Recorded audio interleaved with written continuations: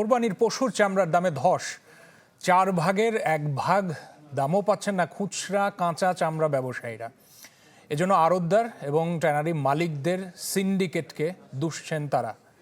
দাবি করলেন লবণযুক্ত চামড়ার মতো কাঁচা চামড়ারও দাম নির্ধারণ করে দেওয়ার জন্য। তবে আড়তদাররা দাবি করেছেন যে পুঁজি সংকটে কমেছে বাজার সক্ষমতা। রিপোর্টে বিস্তারিত। কার কাছে শিখলা? এই যে রাধুনী রেডিমিক্স গরুর মাংসের মশলা, গরু রান্নায় গুরু হওয়া কোনো ব্যাপারই না।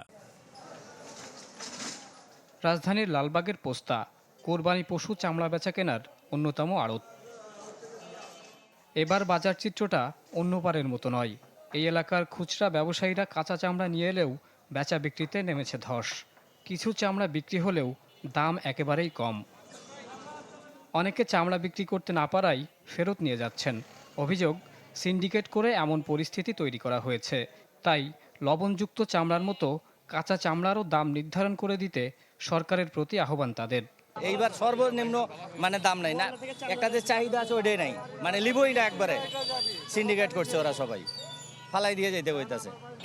তো ওরা মূল্য একটা নির্ধারণ যেহেতু করছে ওরা পাবে, কিন্তু যারা নিয়ে আসতেছে, যে সমস্ত মাদ্রাসাগুলো চামড়া কালেক্ট করে নিয়ে আসে, ওরা তো মূল্য পাইল না। তবে উল্টো কথা বলছেন ব্যবসায়ীরা।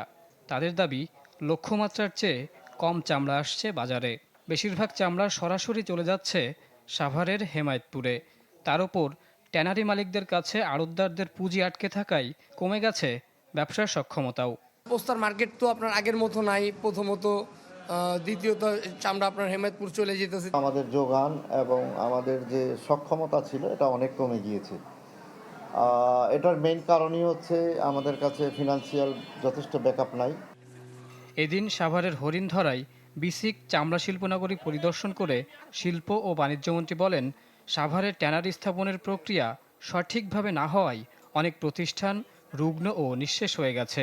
না বর্জ্য পরিশোধনাগারটা যে প্রজেক্টেড ক্যাপাসিটি ছিল সেই ক্যাপাসিটিতে ফাংশনাল আছে, আর না যারা এসেছে তারা প্রত্যেকে জীবিত থাকতে পেরেছে। অনেকগুলি শিল্প প্রতিষ্ঠান মাঝপথে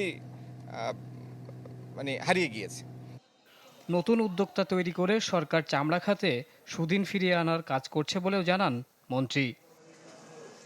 মোহাম্মদ শফিক, চ্যানেল 24, ঢাকা।